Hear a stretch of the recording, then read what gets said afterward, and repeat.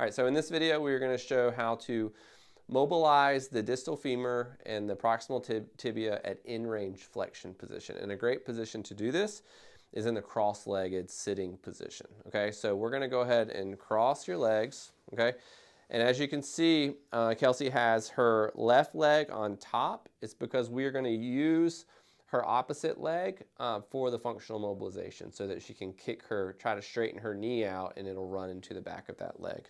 Now we're going to use a mobilization belt to go through onto the distal femur. So go ahead back into that position. Okay.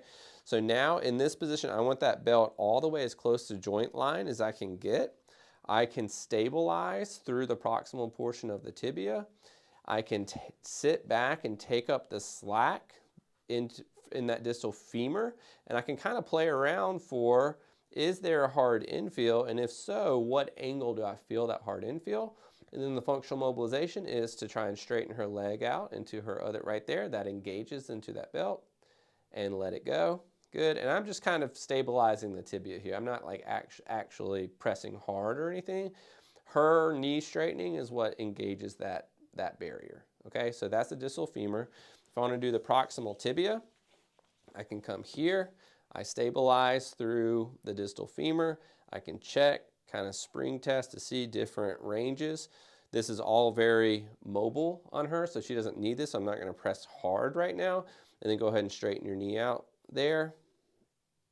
Okay, and let it go. And I would continue to do functional mobilizations until there's either a springy infill or I wasn't making any more progress. Okay, now if you want to bias this further, see how she's leaning back on her hands? You can actually have her come up a little bit higher, and that forces a little bit more range through that knee, and you may find a better infill there. Basically just the angle of the pelvis changes how much pressure goes through that knee and forces it into a little bit more flexion. Okay, so that is in-range knee flexion mobilization in the cross-legged sitting position.